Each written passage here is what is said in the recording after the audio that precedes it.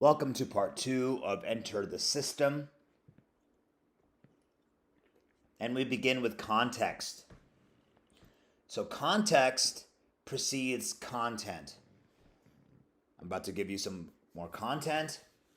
So, we're going to preface all the contents, all the information, all the quote unquote solutions that we provide with the context of who the person is, what they want, and where they want to go. Remember, if you don't know where you're going, any road will get you there. So the definition are the conditions that form the setting for an event, a statement, or idea, and in terms of which it can be fully understood. So what's going on? Right? There's an event, there's a statement, there's an idea, there's a state that someone's in. What's going on? What's going on around that? Right? What's the background? What's the current climate like to help you understand fully what's going on? So your hero is the student, the student is the hero of their own journey, and the awareness of what their context is will increase the joy and understanding of whatever is taking place. I'll give you a student's example in a moment. So, what does the Shire feel like? When you think of, if you've seen Lord of the Rings, if you haven't seen Lord of the Rings, you should see Lord of the Rings. Or you might even, without even seeing it, have an idea of where these settings are. So the Shire is comfortable, it's green, it's relaxed, it's a slower pace. Now, Mordor, where all the bad people are, the evil peoples, or the monsters and so on, right? It's hot and it's volcanic and it's got lava and very little sun. Now, how did Frodo, who's one of the main characters, how did he arrive at Mordor? Did he just teleport there? Did he just get transported by the eagles? And let's not get started on the eagles. But did they fly him over there, or did he go through various challenges to get there? Now this is actually more correct. He went through him and his fellowship went through a variety of trials to get there. If you think about Harry Potter, right, and his final duel with Voldemort, it didn't start there.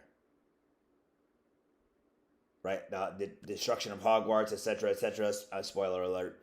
That didn't just happen on day one, and there were challenges and development that occurred throughout that journey.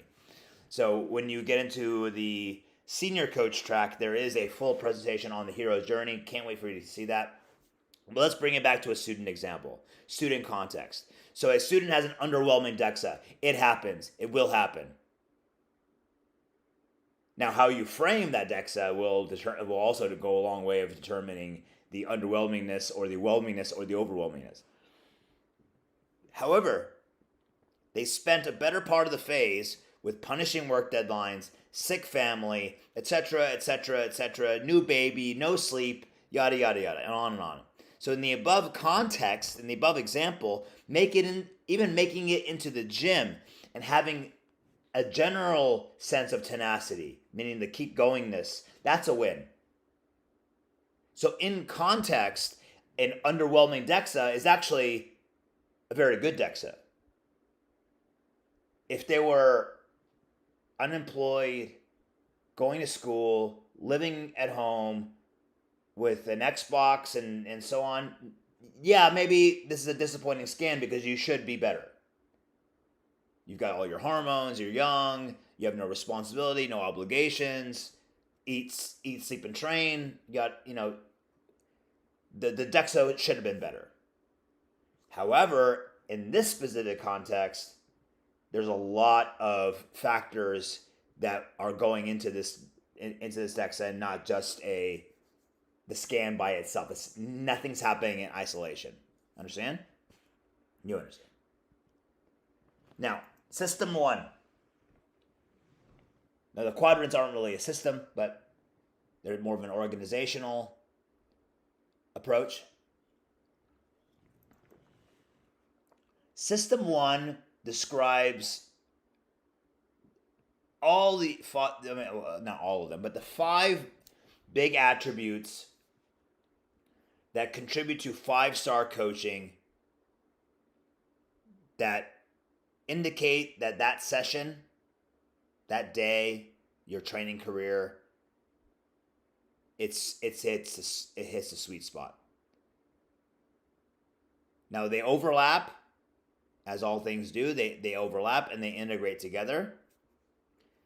But when they're brought together, they deliver something really special. And if you remember the AP presentation, we're delivering transformative experiences mentally, emotionally, spiritually, and of course physically. And to do that, to deliver that transformative experience, we need a synthesis of these 5 things. So these are not in order, but going from the top and going down clockwise, we have appearance, your communication. Remember, that's influence, right? That's the soft skills. Technical coaching, the mechanics, the hard skills. Chaining, storytelling, and then your overall work rate, which is a unique attribute. These 2 actually are both unique, but you may have never heard this one before, so we're gonna go into it. Okay. Much like the quadrants, you will likely be higher in one attribute than another. So you might have better technical coaching than communication. You might have better communication than technical coaching. You might look like $1 million and have good communication, good technical coaching, but your work rate is low. You might be very gifted at chaining, even with a low level of technical coaching, and there's many combinations. A true 5-star coaching session is a combination of all 5 simultaneously in the proper demonstration for that session. So not every student is the same, not every program is the same, so not every demonstration of these is the same, but they're both relatively high. They're all 5 are maxed out, relatively speaking, to that session. So sometimes communication is less is more. Sometimes technical coaching, more is more. Sometimes chaining is less is more. So it's all dependent on, again, the context. Who is the person that you're in front of? But these 5 will be present to some degree. So let's go on to appearance. Now, this is not just about physique. Your live it goes into you practicing what you're preaching. You can't give what you don't have. You want to talk about nutrition? How's your diet? You want to talk about water? How's your hydration? You want to talk about sleep? How's your sleep? You want to talk about exercise? How's your exercise programming? You want to talk about mobility? How's yours? You want to talk about getting IVs? How is your blood work? Right? You can't give what you don't have. So if you're trying to teach someone how to be healthy and fit, guess what? And of course, physique goes into it, but it's again one dimension of the wheel, not the only dimension of the wheel. I don't want to say the wheel, I mean the wheel of health. Uniform. Are you in uniform? Sounds. If you work at a cinema and you're not in uniform, well, you don't clock in that day. But there's also being in uniform and how the uniform is presented. Is it wrinkled? Did you just pull it out of the hamper or laundry basket?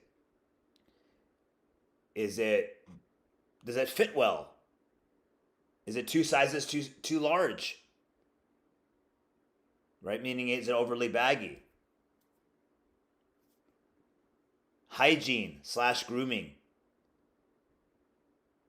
Do you look like you've needed a haircut for the last 6 months? Do you look like you need a shave or polish the beard or whatever it is? Does your hair look like bedhead?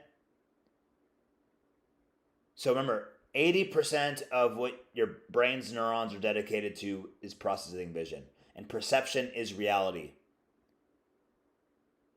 So if you look sloppy, your posture, your nonverbals, which we're going to talk about in communication, will downregulate, and as will the downregulation of the buy-in, of the connection that the student will have. especially if they don't know you. And of course, your body language. So body language is a part of communication, but it has an overlap here. Do you look bored? Do you look tired? Do you look uninterested? Do you look inviting? Or do you look the opposite? Right? Perception is reality. They say don't judge a book by its cover. But they say that because you might have a good story, but they still make the books with a nice cover. And the books that are usually disheveled covers are ones that have lots of miles on them, but they've been read multiple times. So yes, people judge a book by its cover. And again, this is not just about physique. It's not just about live it. It's a big part of it, but it's also how you're presented in uniform, your hygiene, your grooming, your body language. Communication.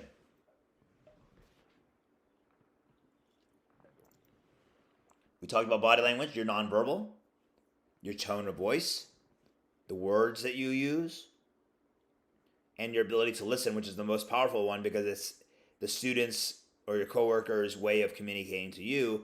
Are you tuning into that? This one is the highest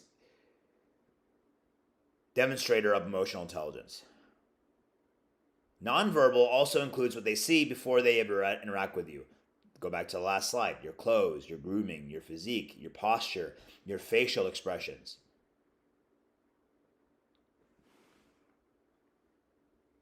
You either have or you have yet to go through the communication module, and when you see someone gritting their teeth, oh, I love it, right? When they receive a gift, you know that they do not love it, even though the words say, I love it, therefore, end of story, they love it, move on. They're like, oh, I love it. Oh, it's nice to see you.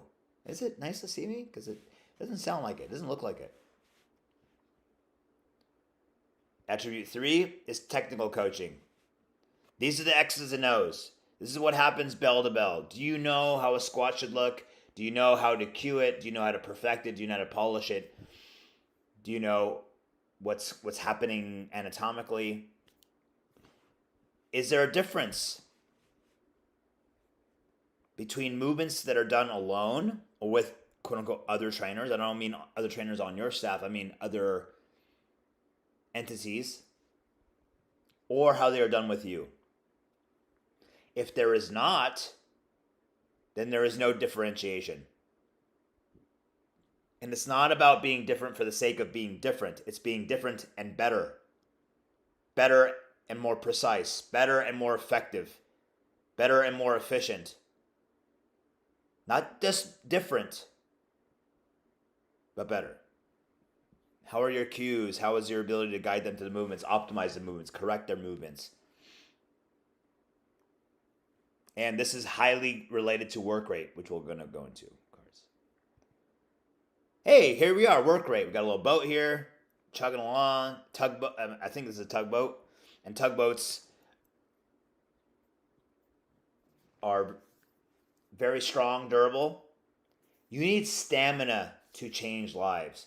You sitting on your bum, being on your phone, looking at your watch, trying to survive the day. Let's say you have 3 students, 6 students, 10 students. You trying to survive and go on cruise control is a low work rate, and it should be unacceptable to you, but it's definitely unacceptable to me.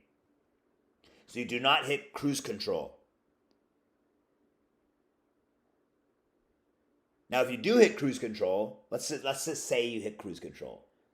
Your cruise control is really fast, and you have the miles per gallon to sustain it. But if you cruise control at a lower speed, at a lower work rate, that's when there's a problem. Not during the session, not during the day, not during the week. So if you want to reach a top speed and hit cruise and take your foot off the gas pedal and stay at that top speed, you can stay at that top speed for as long as you need to. Work rate refers to your engagement when coaching. Do you stand off to the side? Are you leaning against equipment? Are you just trying to save energy for your own workout? Are you trying to save energy for the day, kind of just to quote unquote survive? So here's a hint: if you're communicating well and you are in that connected space well and often, you will have a higher work rate.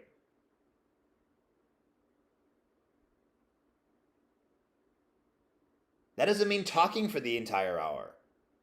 Remember, we're not trying to be on the extreme side. That doesn't mean spotting them every set, every rep.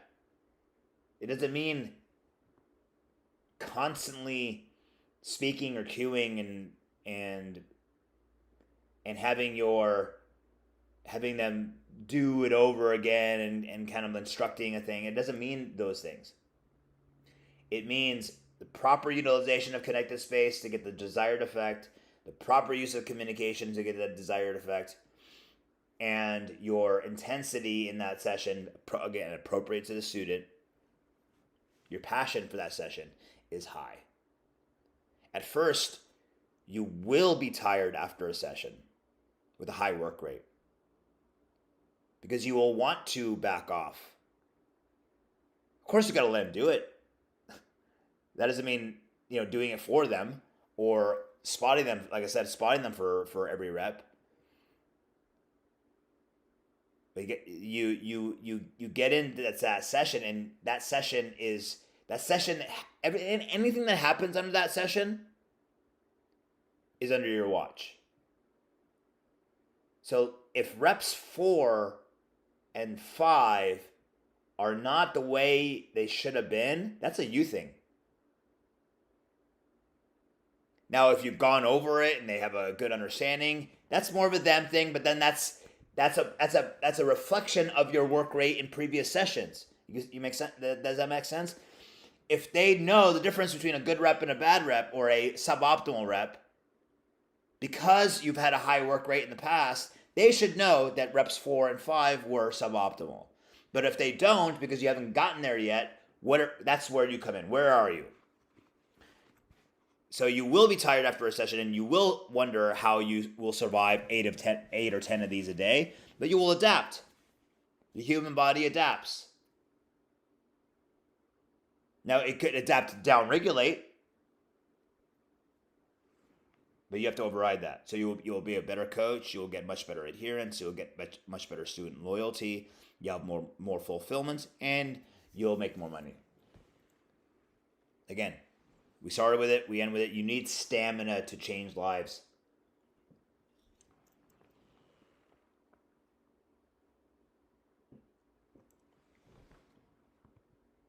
Storytelling is another unique attribute. But having passion and engaged sessions, that's not really too unique to Stark. I mean, the words work rate are, but storytelling is more, chaining is more unique to Stark. So we said before, your student is the hero of their own journey, and it's a story, and a story is full of adventure, twists, turns, ups, downs, and memorable characters, like yourself, like your coworkers, like their friends, other students. There's memorable characters in their story.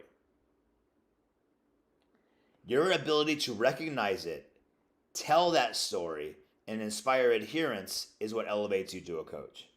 As a coach, not to a coach. So I want to lose 20 pounds. Well, there is so much that happened before the 20 pounds were gained.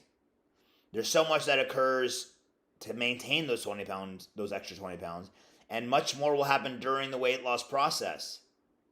Even more still is waiting for them when those 20 pounds are gone. Like, what are they going to do with it?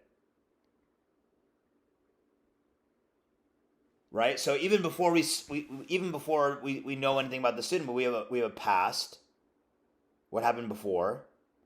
We have a during, what happens now. And we have a future, what happens then.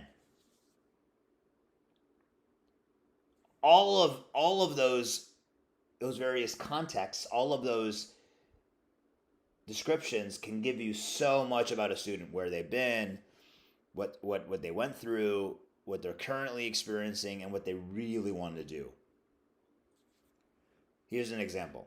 In 1 year, a student can receive 8 to 9 DEXA scans, 3 to 4 lab reviews, 8 to 9 different programs, hundreds of sessions with you, and thousands of little, medium, large moments during their life of that year.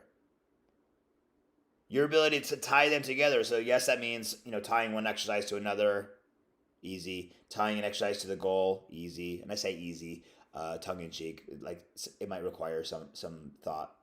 You tie an exercise to a goal. You tie a program to a goal. You tie NMD to chiro to training to nutrition. You tie all those things together. You tie their sleep into their body composition progress. You tie their hydration to their nutritional adherence.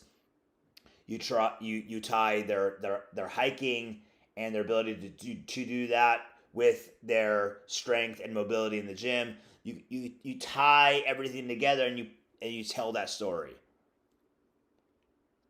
That's when you can inspire someone to stay on their path, to enjoy the path that they're on, even when they have downtimes. Meaning not downtimes as in free time, but as in struggle. Because you tie them together, you teach perspective, you teach wisdom, and how to be joyful. Don't get overwhelmed. Don't get overwhelmed with that. That could sound like a large task. But chaining 2 exercises together, chaining the different disciplines at SARC, is more than they've ever experienced. Because everything they have is in isolation. How they behave, how the current health and fitness system is structured, everything's in isolation. Everything's broken down and separated. When you start to bring them together and collect all those parts and tell the story, even if it's just first floor level at chaining 2 exercises, it's more than they've ever experienced, and they will be very impressed and appreciative of it.